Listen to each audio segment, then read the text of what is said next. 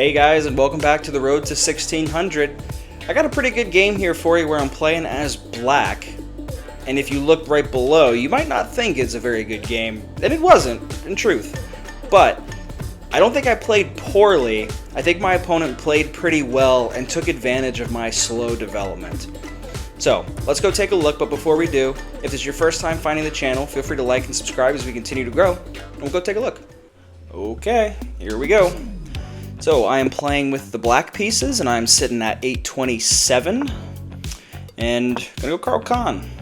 That's gonna be my go-to for a white e4 opening as black. I know there are a couple variations here, and I know there's the advance, there's the exchange, and we'll go through the video, but I want to just keep focus on that e5 square and how much pressure and tension right from the opening is put on that square. So I've played the exchange or the advance a little bit more, and then I get the bishop out, and then I get the knight out. I've played that a little bit more, and I played the exchange, but in the variation where there is no taking and there is no advancement, I didn't really know how to play this. So I was gonna build up my pawn pyramid, and then I was gonna play e5 next, just to get some pieces on the board. And I saw that he brought his knight out, so I brought my bishop out because I didn't want my bishop also to get blocked in. And I was going to keep him there and develop other pieces until I got some pressure on that bishop. So he castled pretty quickly, and because he castled on the king side, I'm going to be staring at that h2 space. You know, he's going to push my pawn out of the position, and I'm waiting for that.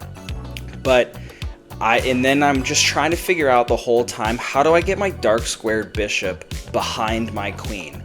And that's kind of my whole goal, because he castled over there, and we'll notice that he kicks my bishop out.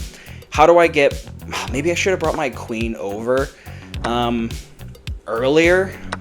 Yeah, maybe I should have brought my queen over earlier. Maybe castled king side as well, and then try to use my queen and rook to squish him in back there a little bit. I don't know what I should have done, but this is when the pressure and the tension starts to build.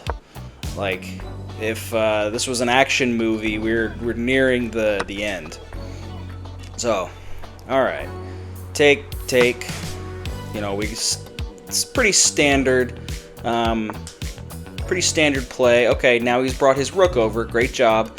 I'm doing the math. Okay, if I go up here, he takes me with his pawn, I take him with my pawn, and then my pawn is defended by my knights, so he can't run in there with his rook. And again, I'm thinking, how do I, and you know what? I was so focused on getting my bishop behind my queen somehow that I thought to myself, all right, let me just try to, I don't know. That's my only plan right now. And I thought to myself, okay, he can take my knight. I'm just going to take him with my bishop, and that's going to help me get my bishop developed, because currently it's not developed. I'm not trying to forge an attack right now. I'm not trying to run ahead. He's playing well. And if you look at the little chart in the intro, like, I never really was winning this game. You know, I am constantly playing defense, and I'm thinking here to myself, okay, I'm going to move my queen up to c7, then I'm going to do queen to d6, then I'm going to move bishop back, and then I'm going to move bishop to c7. Okay, and then I got my battering ram ready to go, and then I'll push my pawn up, and then I'll run in there and I'll mate him. So, but the pressure just continues to build. So he's got 4 pieces on e5. And I was doing the math in my head. Okay, I need more pieces to defend that e5 space. It is just pressure on pressure on pressure on pressure on pressure. All right, we'll kick his bishop out. Okay, but then he's gonna get rid of my knight, and I should have moved the knight. But I always was thinking to myself, okay, if he takes, I'll take back with my queen, and then somehow I'll try to get to that that H2 square. So, yeah, I castled to try to defend there. It's like, okay.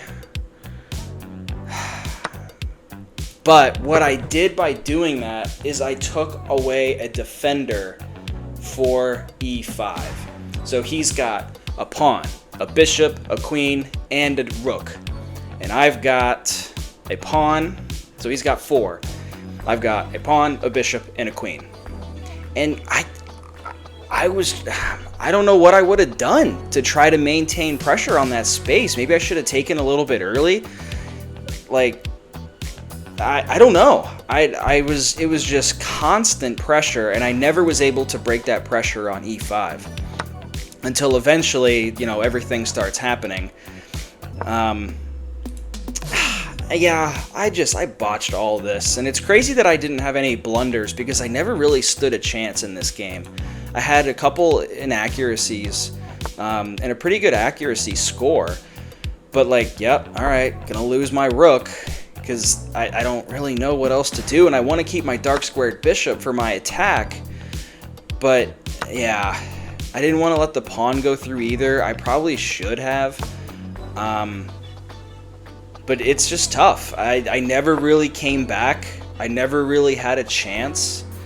Yeah, that's just a great move to bring the rook in. He was never in check. Not once was he in check in this game.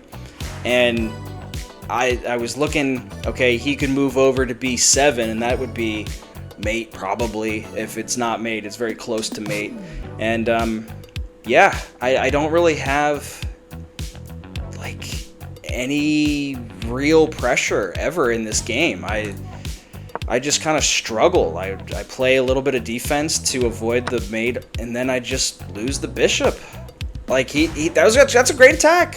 Fair play. That's an excellent attack. Got me into check. Fine, let's trade queens. I'm down a rook. I'm down everything. He's threatening a pawn to promote. Yeah, everything's bad. I really don't know what to do, and yeah, he's just gonna slide over and check, and just kind of how it goes. You're done at the restaurant. I'll take the check. Yeah, and I was like, oh yeah, I'll slide up and take his pawn. Totally forgot that pawn was protected by the rook up there. Totally forgot. So that's pretty much it. Nothing really more to see. It's just standard butt kicking here at the end. Yeah, he played great. I don't think I played that poorly either. I had a 70% accuracy or something like that. I've played better in the past, but this isn't the worst game I've ever had. And yeah, it's just kind of is what it is. I was not able to overwhelm his pressure on E5, and as a result, he was able to break through and kind of overwhelm me with all of his pieces. So he played a great game. I needed to relieve that pressure somewhat earlier, or try to work my way around the pressure somehow. So I'll have to review. I'll have to double check. But yeah, that was pretty much the game, because I think the next move here is mate.